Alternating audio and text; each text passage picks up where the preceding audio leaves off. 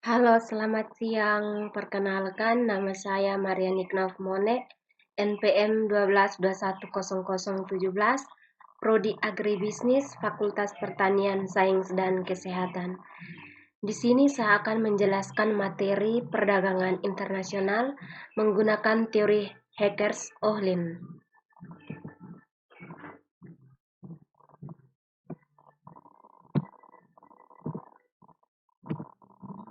Jadi baik pengertian tentang teori Hackers. Pengertian model analisis perdagangan internasional antara dua negara yang mempunyai karakteristik tersendiri. Teori ini mempunyai dua kondisi penting sebagai dasar dari munculnya perdagangan internasional, yaitu ketersediaan faktor produksi dan intensis dalam pemakaian faktor produksi atau proporsi faktor produksi. Oleh karena itu, teori ini sering disebut teori proporsi atau ketersediaan faktor produksi. Teori Hackers-Ohlin memprediksikan bahwa pola dari perdagangan internasional akan ditentukan oleh sumber daya yang berlebih antar negara.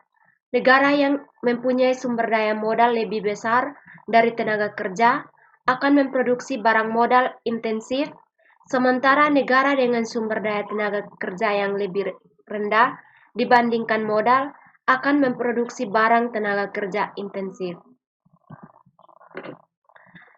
Jadi baik, yang berikut teori Hackers-Ohlin mengemukakan bahwa suatu negara melakukan perdagangan internasional karena adanya perbedaan opportunity cost suatu produk antar suatu negara dengan lain dikarenakan adanya perubahan jumlah atau proporsi faktor produksi yang dimiliki masing-masing negara.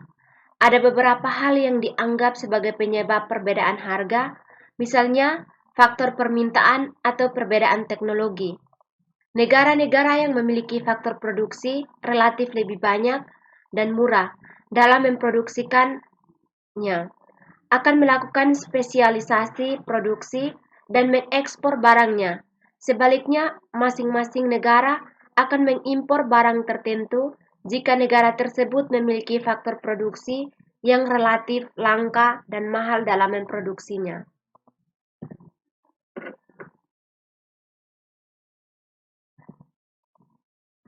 Jadi baik, di sini saya juga menggunakan contoh dari matriks gain trade berdasarkan teori Hackers-Ohlin.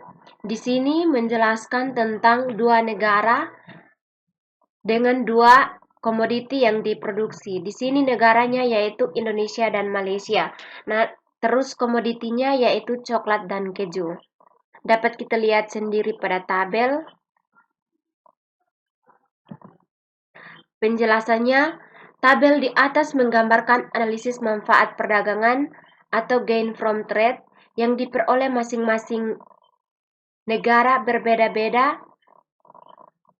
Tabel tersebut disusun dengan menggunakan asumsi dua negara, dua komoditi, dan dua faktor produksi, sesuai dengan konsep titik singgung antara isocost dan isoquant.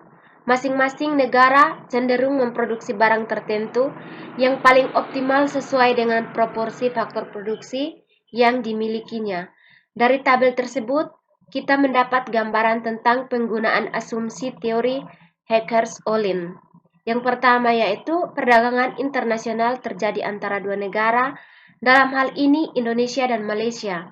Yang kedua, setiap negara memproduksi dua komoditi yang sama, misalnya 300 coklat dan 80 keju. Dan yang ketiga, setiap negara menggunakan dua jenis faktor produksi yaitu labor dan kapital dengan jumlah proporsi yang berbeda. Sekian dan terima kasih, semoga bermanfaat.